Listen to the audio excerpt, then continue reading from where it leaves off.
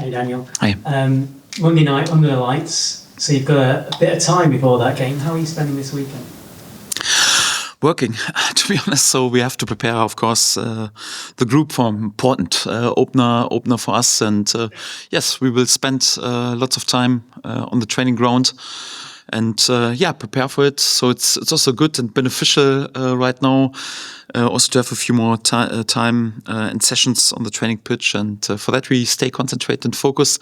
And whenever there is a bit of time, we have also one eye on all the other games to watch a few results and a few performances. But we're mainly concentrated on ourselves. There's been quite a few reports on Dominic Calvert Lewin. What would a striker like him bring to Leeds? And can you give us an update on where that situation's at all? Yes, we have not officially announced it, but we are more or less under us right now. So, and it happens just in this minute. So he will support us and will be from this afternoon a member of our squad. And of course, we're all pretty happy and delighted that Dominic will wear a Leeds shirt from now on. So what would you like to see him do in the Leeds shirt when he does get that chance? What qualities can he bring?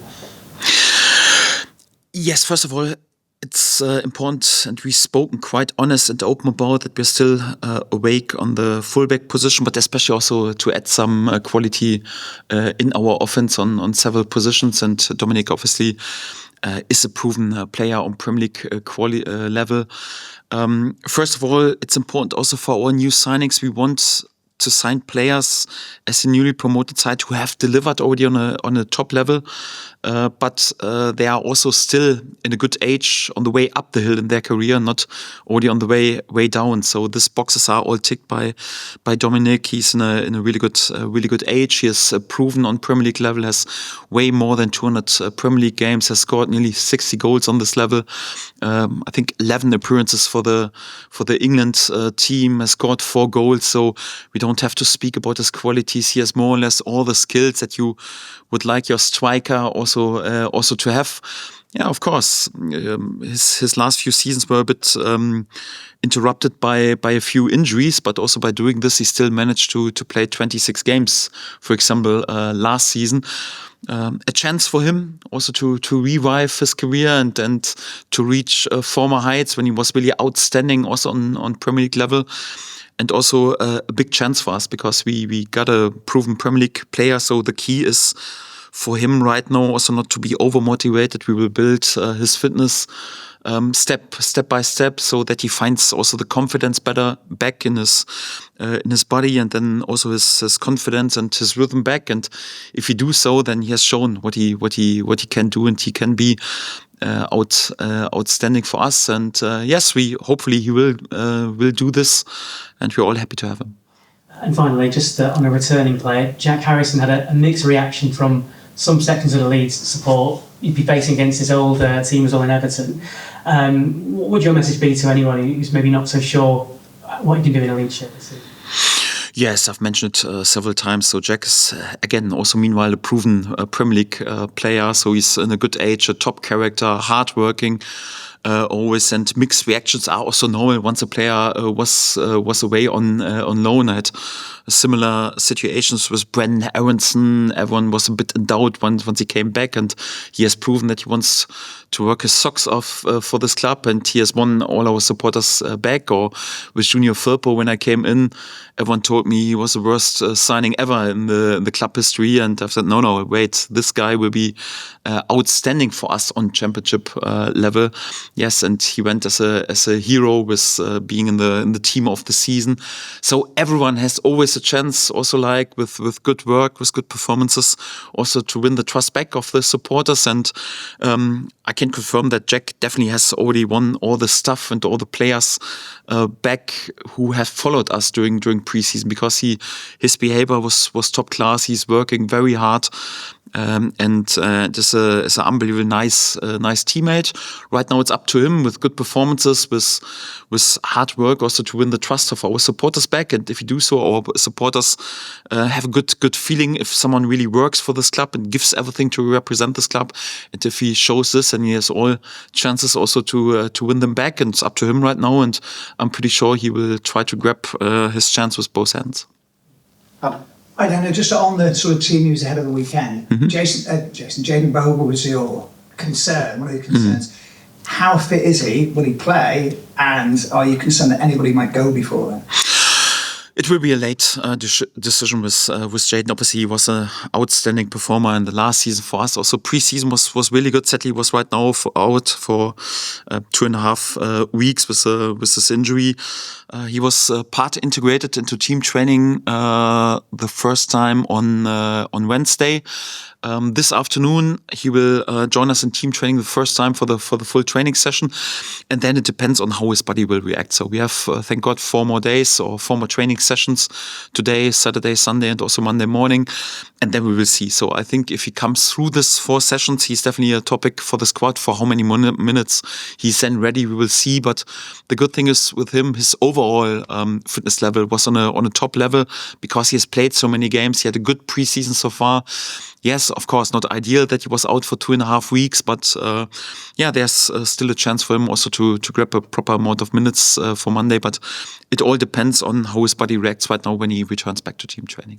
Any fears of anybody leaving before then? No, I don't think so. We are pretty much in the tunnel right now also to prepare, and for that in football and on this level you never say never, and you never know what happens, but no indications for this at the moment. So I think I will have all the players who are with us right now also available for Monday. Jan, I think it was clear that with Norwich that you weren't backed coming into both seasons really. How backed do you feel this time, particularly with the arrival of Calvert Lewin? Yes, I like to also to speak open and honest about our status, and I've given praise to our key people so far. I've mentioned several times that I think we're on a really good path. We've done a lot in the central defense and central midfield on the goalkeeper position, also fullback position with Gabi Gudmundsson. I made it also clear that I think we need to strengthen our squad. Perhaps or probably on one more fullback position, but especially also in the offense. And with Dominic, it's a first step. It's an important step for us, of course, but there's still business to be done. I know. So as a newly promoted side, and especially once you have to be a bit careful also in terms of what you can spend in terms of PSR and topics like this. You have to be patient sometimes because we won't do anything crazy that more or less limits the club also for the future. But I also feel that everyone is a club very ambitious in order to make sure that we have the best possible squad available in order to give ourselves a chance also to establish us on Premier League level. Again, the last seasons have proved how difficult it is for newly promoted sides to stay in this league. And although several clubs have spent lots of money, it's not the guarantee always that you can survive. So you have to do it in a smart way, also in a sensible way, and also in a careful way. And this is what we are trying to do. So there is no doubt that we need reinforcements, especially in the offense. There's no doubt Dominic is definitely a first step, but it can't be the only step. We need a few more. But overall, we're on a good path. We're also prepared for the first games, and then I hope then when the transfer window is over in the end of August, we have then also a squad who is capable to fight also for being more or less the first team who breaks also this curse of the newly promoted side, because we have one clear target: we want to stay in this league. So is that when you walk out on Monday night, is the mindset survive or thrive? Is it 17's fine, guys, or is it more than that? Our mindset in each and every game will be a bit like why we started once football. So you started football because you want to win a game of football with your mates, and you were not thinking about the table or money or contracts or survival anyhow. You just want to go out, want to play football, and want to be the better side. And this is what we will try to do. It's an occasion for us to win 1 or 3 points, and of course, I think the atmosphere will be great. It's the first time since a while for this amazing supporters that they are allowed to celebrate and enjoy a Premier League game. And I think the atmosphere under floodlights will be amazing, and we want to enjoy it. And the most enjoyable is when you're there with a good performance and with a good game. So it's not like during the game we will think about, okay, we need in the end close to 40 points to survive, or whatever, 1 point average per game. We know this in the back of our mind, but on Monday night it will be just like we go out, want to be there with the best possible performance and also with the best possible result against a really good opponent. So we are respectful. We know how difficult it will be against a side of David to create chances, to open them and to create chances. They are really good side. They have really good second half of the last season. Have had ambitious signings. We know it will be difficult, but nevertheless, we are looking forward to have this first game on Premier League level again, and everyone is excited. And we want to be successful as possible in this game. Thank you. Stuart. Hi there. Can Dominic actually help you with preparation for Everton because he knows them all, same as Jack? No, so these days are over that you speak too much with the players and they give you some insights, because nowadays we also analyze the opponents in each and every way. So it's not like there are too many hidden secrets or whatever. So for that, it could be that we have a little chat, but I think it won't help that much. And it's more or less like in nowadays everything is also so open what the opponent wants to do and about the players. And obviously, Dominic was also not part of their pre-season so far, so he was not aware what has happened in the last weeks. For that, it doesn't make sense. In this terms, we're just happy that we have him as a player who is right now supporting Leeds United. How important do you think the Elland Road factor will be in getting the points that you need to survive this season? Yes, it was the same 30 years ago, and it will be the same in 30 years, that for a newly promoted side, it's crucial that you are there with a really good home record. So we have made out of Elland Road a fortress on championship level and won many games and won many points. We know it will be difficult also to win the same amount of points that we did on championship level, but nevertheless, we have to make everything what is possible in order to make a fortress out of Elland Road again, and we have a great unity within the club again. We have a great bond with our supporters, and we know they can be second to none, not just in this country, but really they are outstanding and unique, and it's one of the biggest assets for the club. It's just also important that we are also, by all these emotions, are not over motivated, and that we channel also the emotions. So it's also important that the burden for the players not too high. So sometimes the expectations level and the excitement can also be a bit like additional pressure on the shoulders of the players. And it's also my job to take this a little bit away, but I'm pretty sure that our supporters will help us also to fly and also to play as good as possible and also successful as possible. And we will need them, especially also in the difficult times and the difficult periods during the game, because we're playing in the best league of the world, and in each every game there will be also difficult periods due to the quality of the opponent. And in these moments we need them most, like a 12th man on the pitch. And if they do so and all together and everyone is really spot on, we have also a chance to give ourselves a good opportunity to be the first team since a while to break this curse of getting immediately relegated. So we want to stay in this league, and yes, we need our supporters. Hi, Daniel. Talk about Dominic coming in being like the first step of attacking edition sort of thing, but in terms of actual like number 9s or strikers now, how do you see the situation with the sort of 3 that you've got? And do you feel like you're still going to need to go and get another striker, or do you see it more as like more focused on wingers now? I guess what people want to know is Dominic's coming in, but will there be another striker, or do you think you've got enough now, or how do you see it?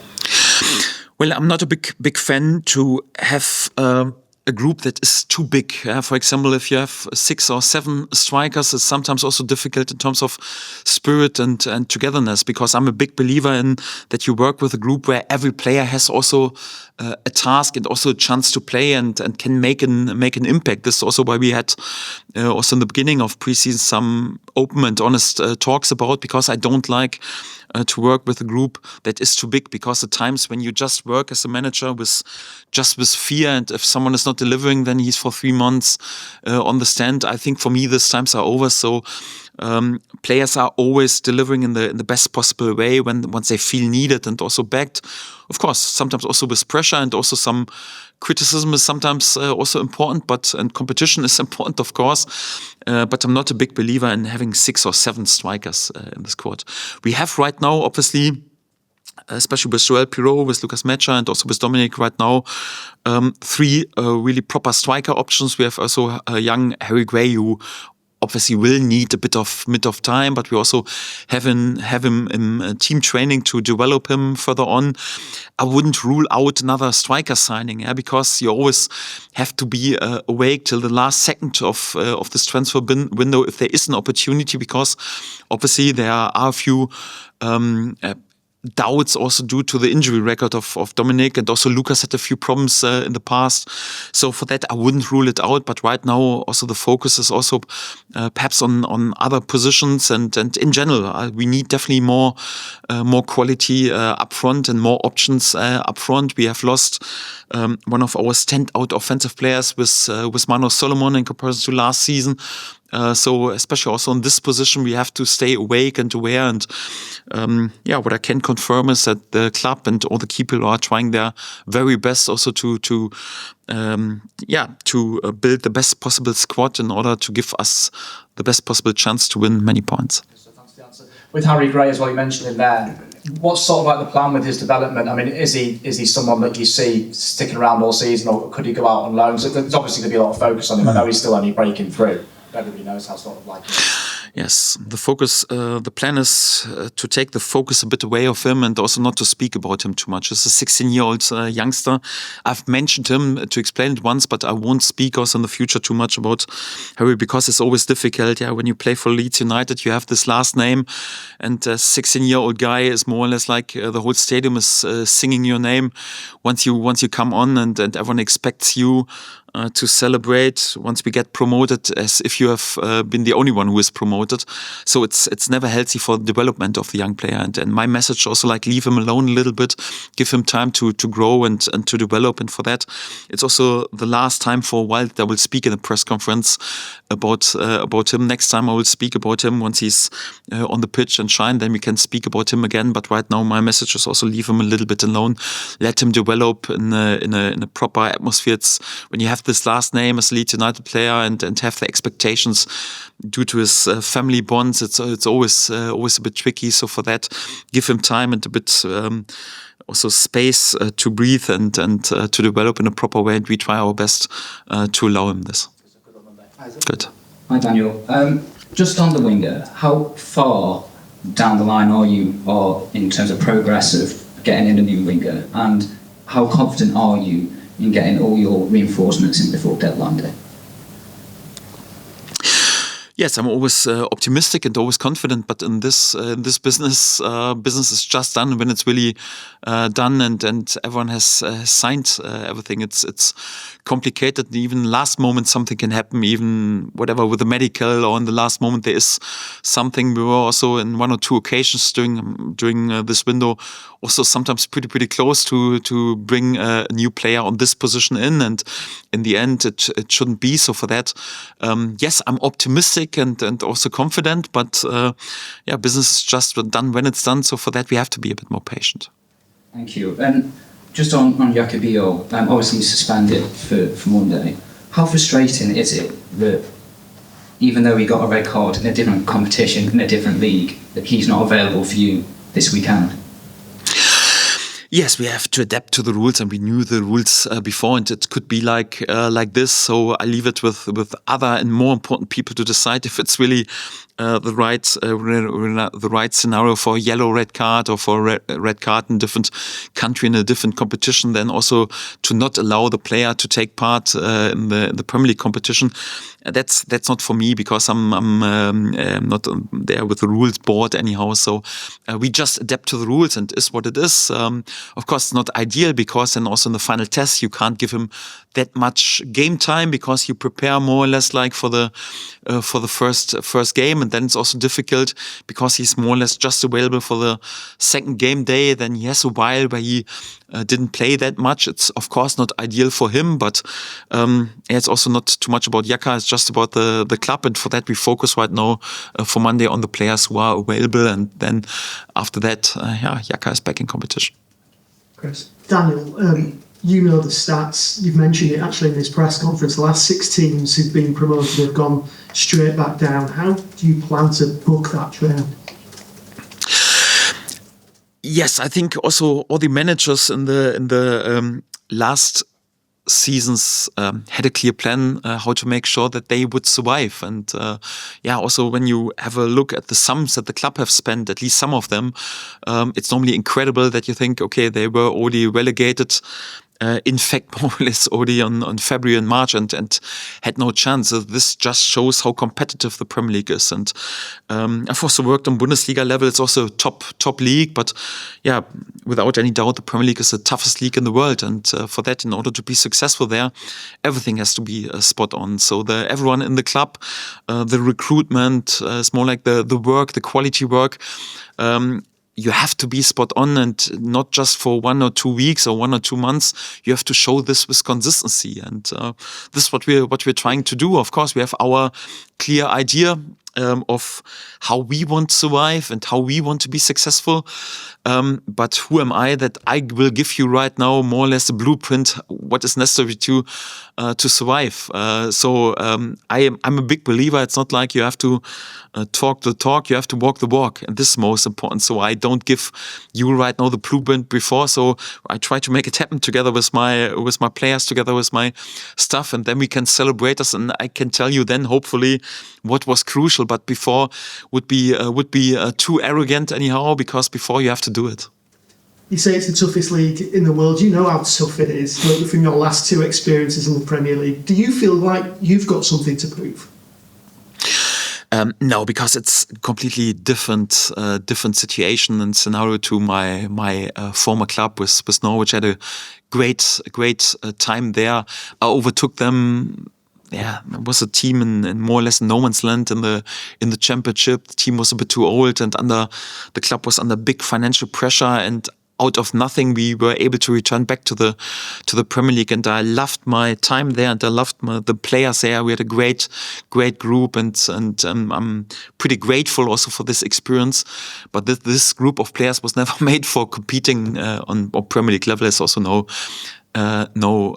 secret. So it was a situation we were actually not good enough to promote to the Premier League, because it was just a group of young talents from the academy and some players from abroad who were struggling to get contracts in the German or French or Spain second tier, and we were promoted to the Premier League. And part of the truth is, no one of these players, I think apart from Alex Tete in this time, has ever played on Premier League level. And apart from 1 or 2 exceptions, no one has ever played afterwards for Premier League level. So we knew before we would have no chance. And the club has decided then to not spend money at all, to use this year, because we were in talks. And I said, of course, we can perhaps buy 1 more striker or 1 more centre back for proper money. But let's be honest, we still would need a miracle to stay in this league. And for that, the club wants to take the money and wants to pay for all the sins in the past, invest in the training ground, invest in the stadium, invest in extending contracts of young players. And I was fully aware of this. And I was also pretty close also to say, okay, come on, then it's a project for someone else. Because at this time I had also some proper other opportunities, for example, out of the Bundesliga. But I also got the feeling at this time that I have to give something back. Norwich, I was the first non-British manager there, relatively unknown young manager from Germany. And they signed me because they trusted me, and I got the feeling, okay, I can't leave in such a situation. I have to give something back. And although it's perhaps not great for my own reputation, because relegation is always connected with your name, I was aware before, said, okay, I want to give something back and try to create a miracle. And we nearly created a miracle. I think this first year, after 29 game days, we had 23 points. So it was never good enough to stay in this league. But we had some proper wins and won some points and still had a chance. And then there was this crazy situation with Corona, this break. And after Corona, we had to play in empty stadiums. And without supporters, without emotions, then the quality was really shining. I think we lost all the last 9 games. It had no chance at all. So it was already written in the stars that this club, under these circumstances, would go back to the championship. And it was not like after doing this, I was doubting myself too much, or think, oh, right now I have to prove something. I was pretty aware before that this would happen.